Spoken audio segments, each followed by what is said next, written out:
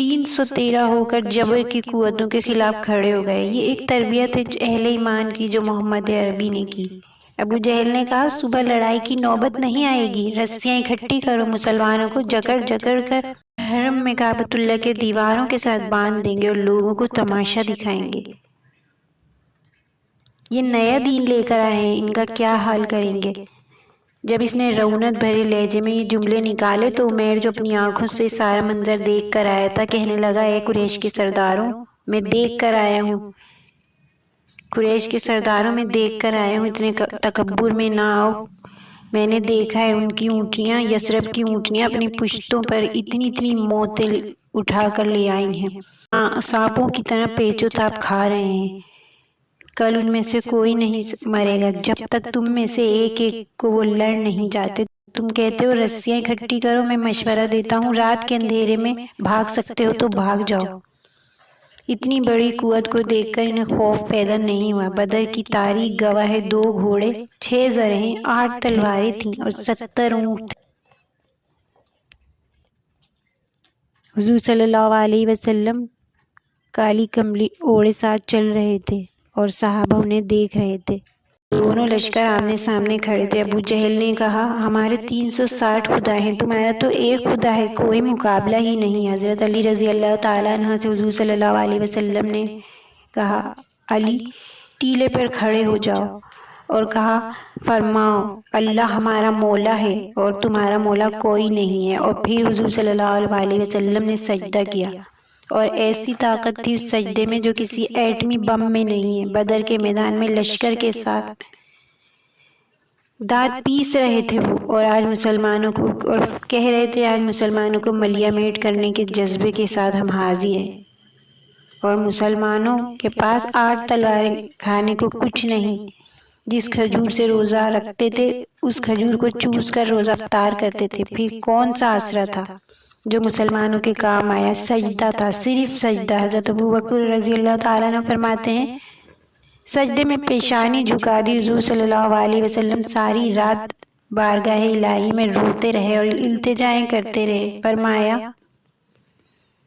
میرے مالک، میں نہیں کہتا ان لوگوں کو بچا لے، دیکھ میری زندگی کی کل کمائی، کل اثاثہ یہ 313 ہے۔ یا اللہ، یہ 313 میری زندگی کی کل کمائی ہے، میری زندگی کے آنسو، میرا رونا، سب کچھ یہی ہے۔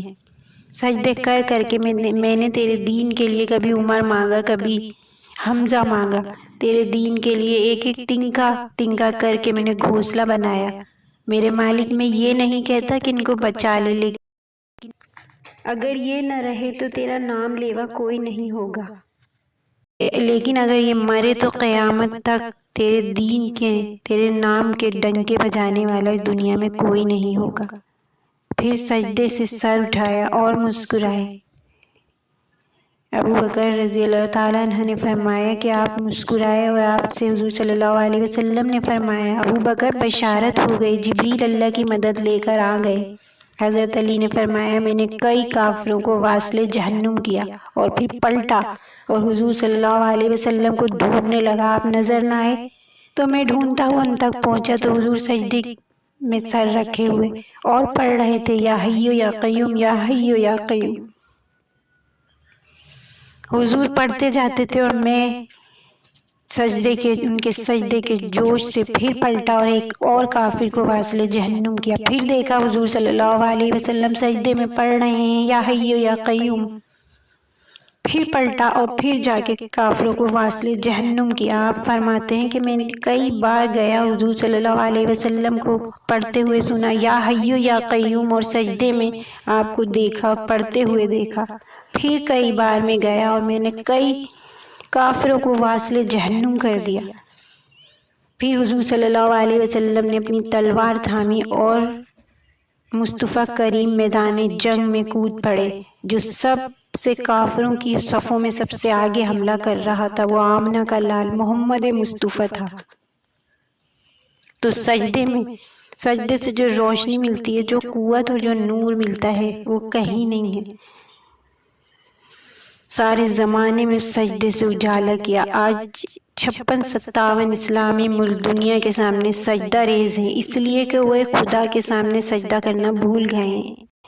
جب ہم اللہ کے آگے جھکتے ہیں، اس کو سجدہ کرتے ہیں تو وہ ہمیں اور اوپر اٹھا دیتا ہے۔ تو یہ جنگ بدر کی جنگ تھی جس میں حضور صلی اللہ علیہ وسلم سجدے میں سر رکھے ہوئے یا حیو یا قیوم یا حیو یا قیوم پڑھتے گئے اور پھر فتح حاصل کی۔